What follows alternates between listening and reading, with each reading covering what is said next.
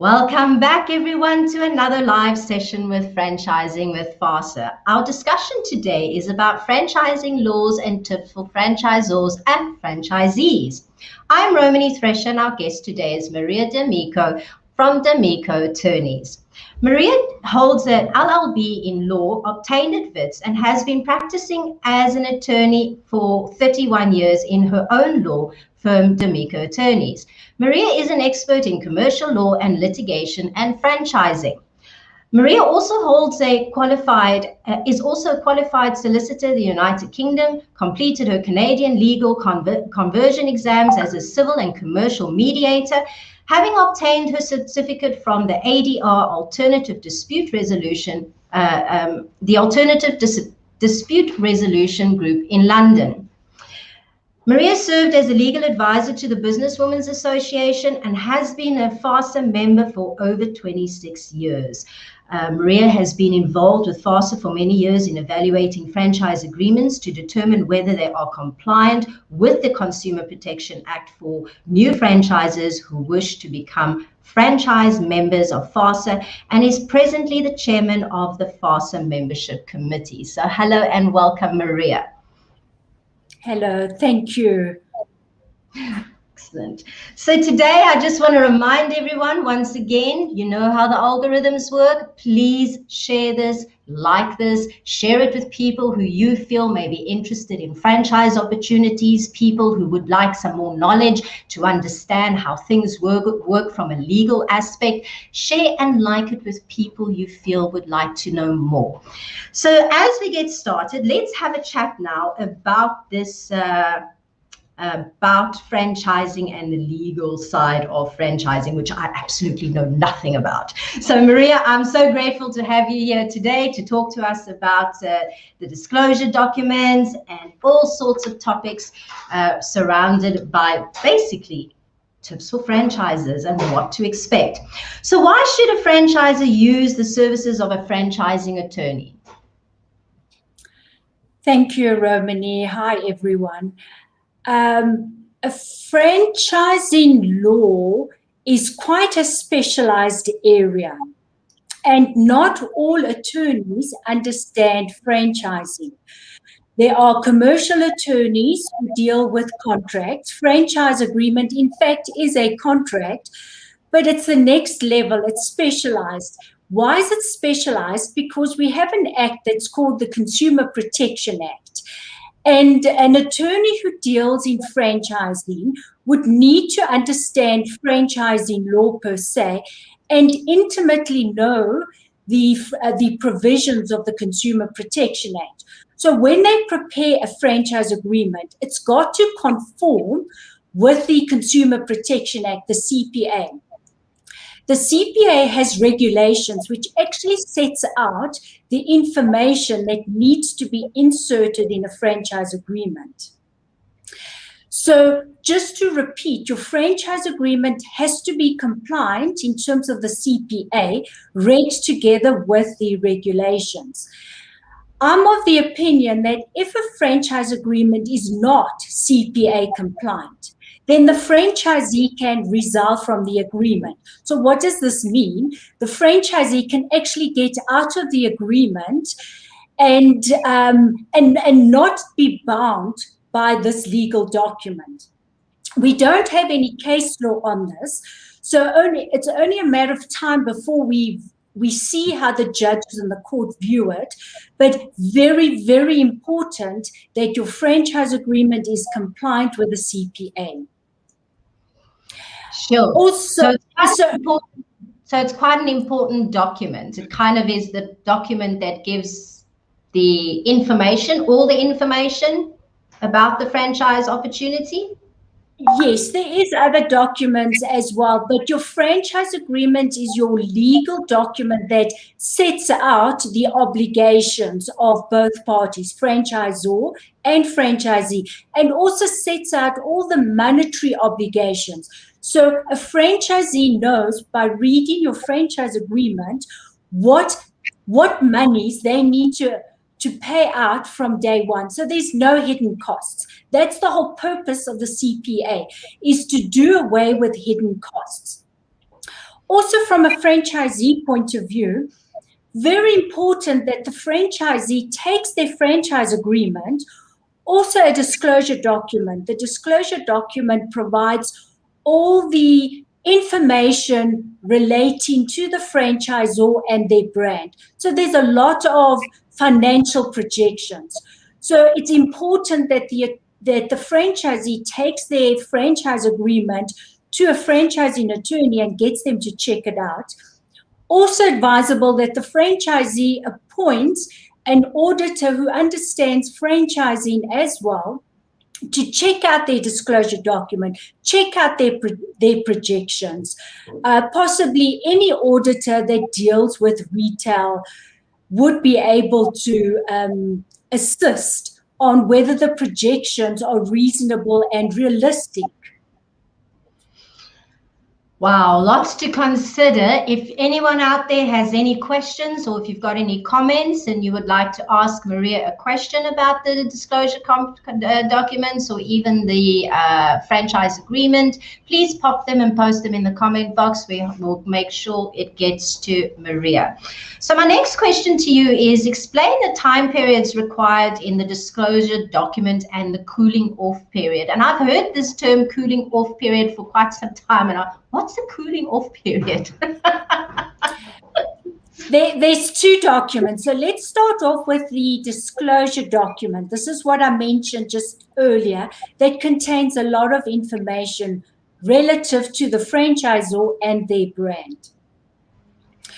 So the disclosure document must be given to a franchisee, a prospective franchisee, at least 10 working days. So it's a disclosure document and the unsigned franchise agreement. A copy of the franchise agreement is given to your franchisee, your prospective franchisee. They've got 10 working days. What does 10 working days mean? It's a Monday to a Friday, and that's considered a working week. Or some people talk about 14 days. 14 days is normal days. So it can be any day, including a weekend and including a public holiday. So you've then got 10 days. So just an example, if today's the 1st of March, I, the franchisor, give you a prospective franchisee the disclosure document. Tomorrow, which is the 2nd of March, is when you start running your 14 days. Then the disclosure document can be signed after the 14th day. So if you as a franchisor are uncertain of the days, rather wait 1 or 2 days extra than before. Once again, it's got to be compliant with the CPA. I'm also of the opinion that if it doesn't comply with the CPA, the franchisee, even if he or she signs the agreement, may be able to get out.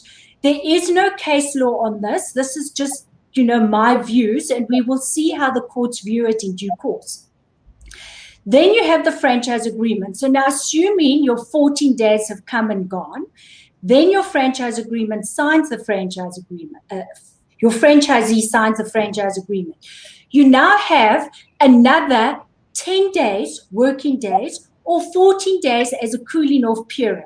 So cooling off period is a legal term. That means your franchisee has, after he or she has signed, they've got 14 days to possibly get buyer's remorse and get out of the contract. So once they can then terminate the agreement, they've got to inform the franchisor in writing. And if the franchisee has paid any monies to the franchisor, like an upfront fee, they will get the money back 100%. The franchisor may not retain a cent of that money. So there's your cooling off period.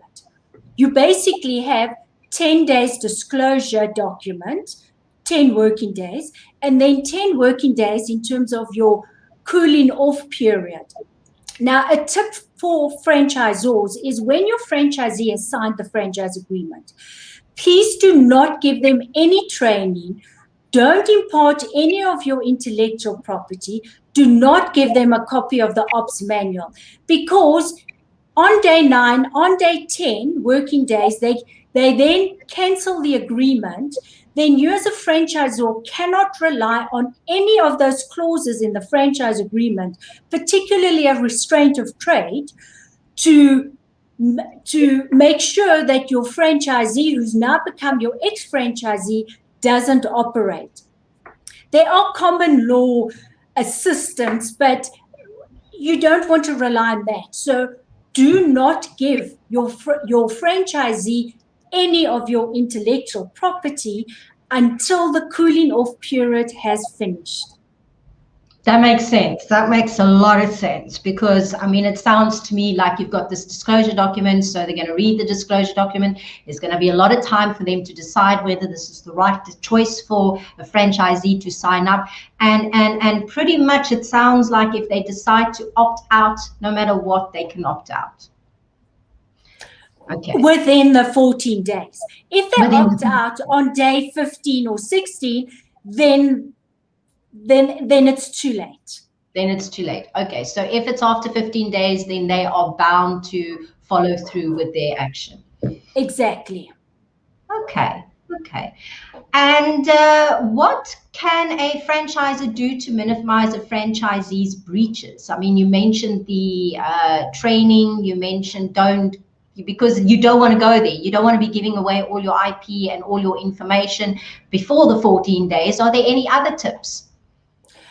I think it's important for the franchisor to have open communication and regular communication with their franchisee, especially in the beginning when the franchisee is not quite sure of the system. Sure, they may have done the upfront or the initial training, but you as a franchisor should have if not an open door, but certainly an open policy in terms of communication. There needs to be guidance. You should send out field advisors to go and do operational audits on the business and then give them guidance on where they are not conforming with your business system.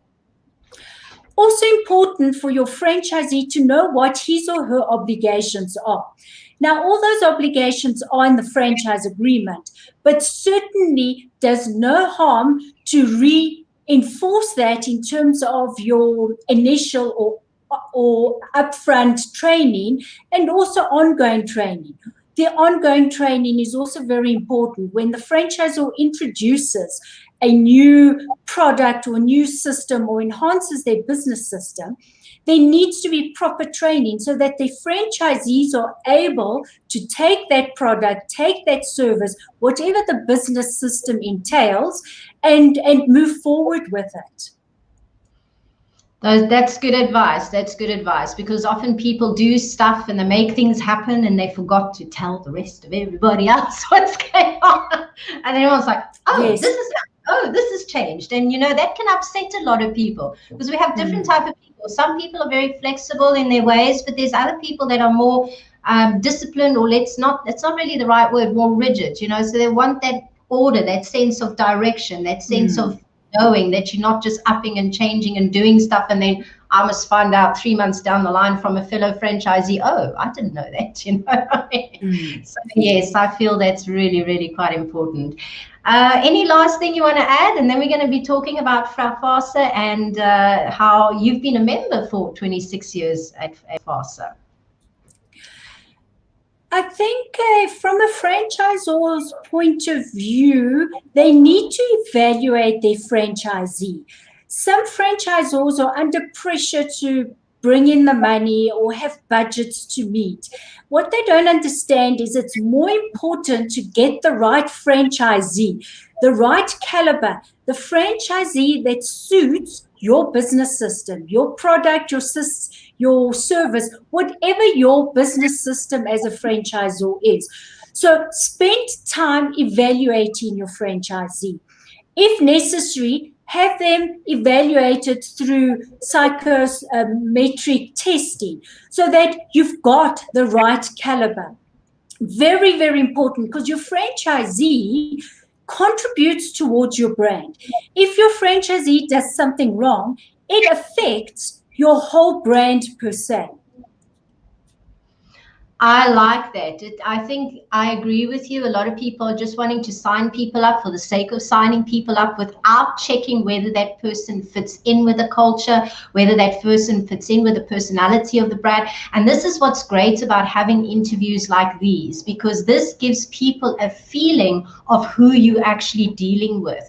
And so you don't waste time. I'm very open with sharing information because I want people to get a feel and a sense of who I am and what I'm about. And then you can decide whether you want to work with me or make contact with me. And the same applies to people in the franchise sector.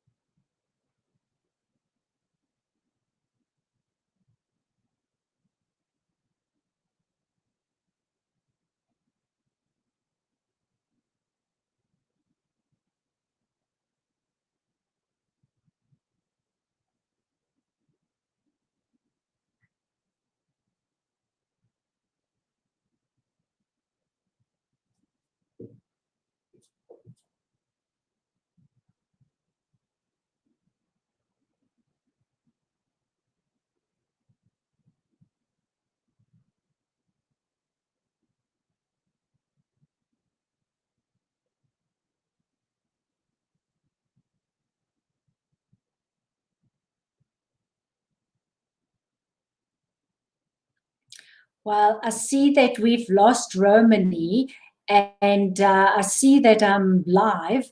So I'm not sure if there's any questions. I'm not on a Zoom, so I can't see if there are any questions. But I think we should just wait a minute and let's see if Romany hops back on. But I hope that that has been useful. A further thing while we're waiting for Romany to connect is it's very important for the franchisor to provide the correct information to their prospective franchisees. Because whilst the franchise agreement contains all the terms and conditions pertinent to their contract, if a franchisor has provided any projections, warranties, guarantees, any representations to the franchisee, and that is not part of the franchise agreement, then our law, the CPA, the Consumer Protection Act, is a section that states all those representations, warranties, guarantees, projections will then be included as if it was recorded in the franchise agreement. So that's very important.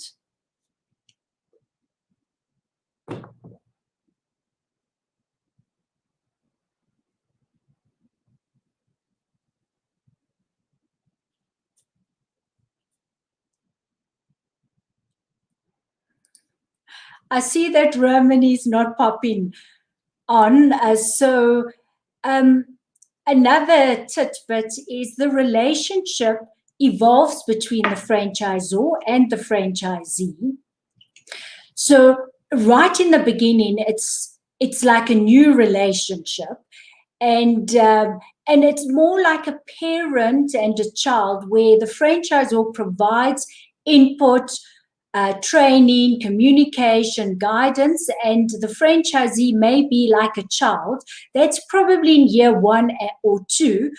Then the relationship evolves, and the franchisee becomes more certain of the business system and could then become possibly a petulant teenager in year 2 to year 3, possibly in year 4, where they question the system. They question whether they need their franchisor or not.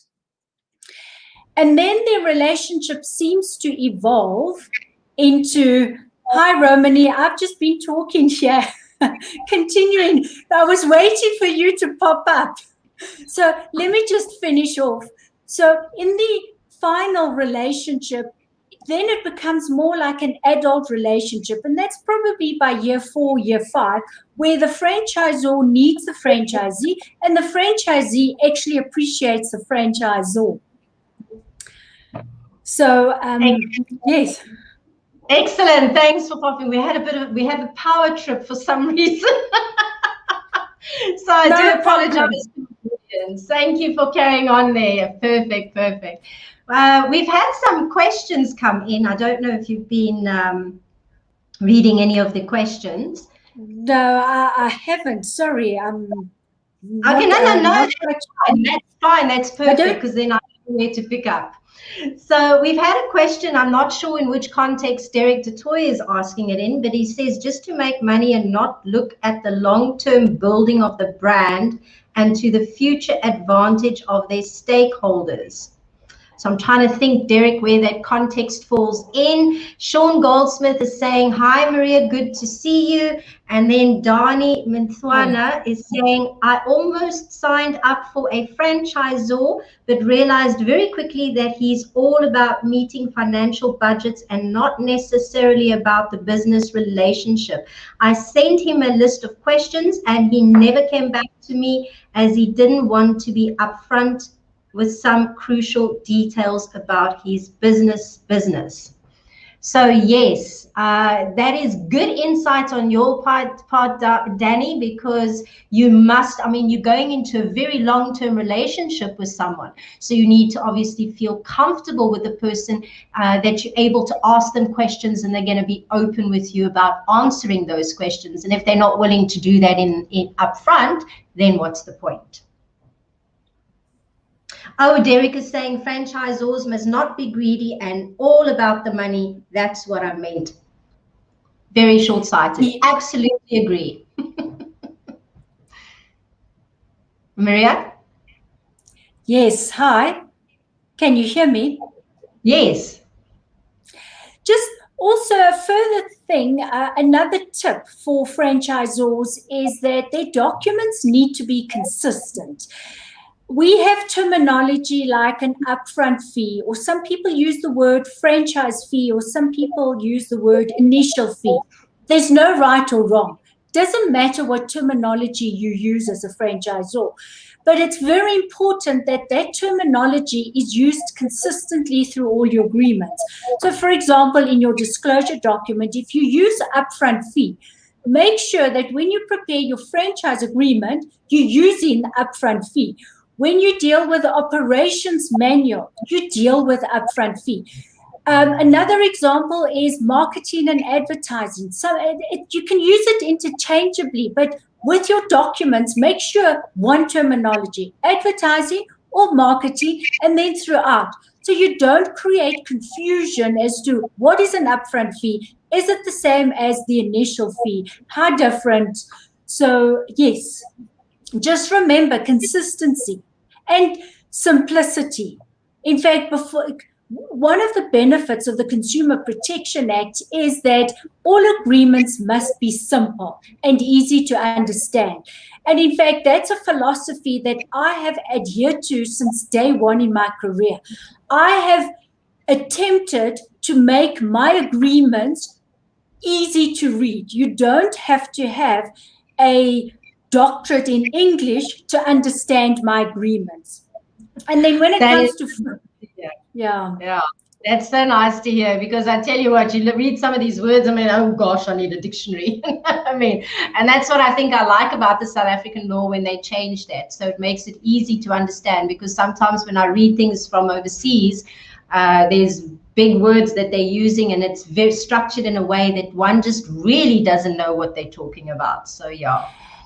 And once you're used to the South African way, when you compare it to the UK, and Sean, close your ears here, and in America, their agreements are quite difficult to read. They have these long sentences, no full stops. Sorry, I'm not here to slate anybody, but South African agreements are really, people don't appreciate these. Well, I'm obviously talking general. There are some people that like to use a Latin phrase and that, but generally our agreements, certainly my agreements, are very easy to read compared to the legal documents overseas. And that brings me to something else, which is one of the very big benefits of being a member of FASA, because we check that the people, the guys at the back at FASA, when you become a member, checks all the documents, make sure that they are compliant, make sure that everything is in place. So you actually protecting yourself as a franchisor, and you protecting your franchisee, which is somebody that they would feel appreciated. And something that I've heard franchisors, especially when they're expanding their businesses, is that they've said that the application process for them has been so much easier because of our the length as to what we have in South Africa, and the lengths we take to making sure that everything is dotted, everything is T'd, and everything is in place for everyone's benefit and everyone's protection. So that's something that I've noticed come out as well. Yes, what are certainly. So as a member of FASA, what has been the benefit of being a member of FASA?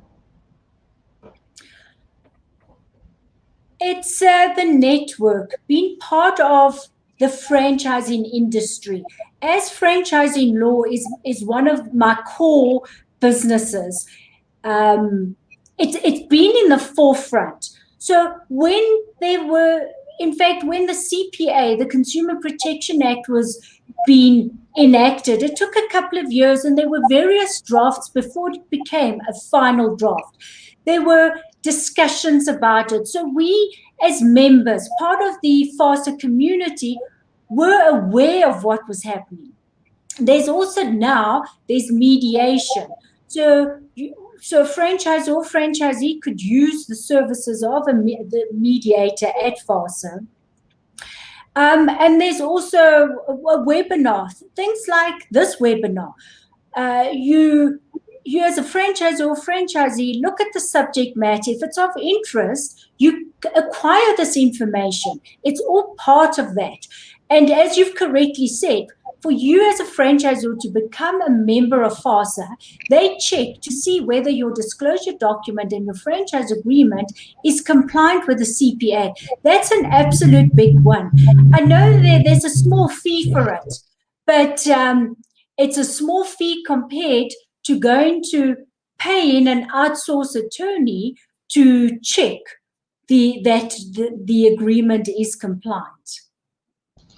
And I also think it's a small price to pay to give your franchisee that reassurance, because I must say, I would definitely, if I was investing in a franchise business, be doing my due diligence. I'd be doing a lot of research, and I'd want to know that I have that peace of mind that I'm actually protected by a bigger body, that should something go wrong. Because you might think, oh, this is a great relationship and we're going to get on well, but then 3 years down the line, something goes wrong. It could go wrong, it may not go wrong, but at least it gives you and your franchise, both of you, that peace of mind that you have somebody there that should something go wrong, there's a place to turn to. So for me, that would be, especially as a franchisee, a big plus in deciding whether I'm going to invest in your business or not.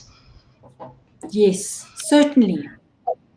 So Sean is saying that he says, hi Derek, I agree at the extent a franchisor needs to balance both, because as a franchisee, the last thing you want is a franchisor that cannot afford to support you properly. That's very good, valid point. And then Sean is saying that he's found the UK documents to be easy to understand. He would love to compare.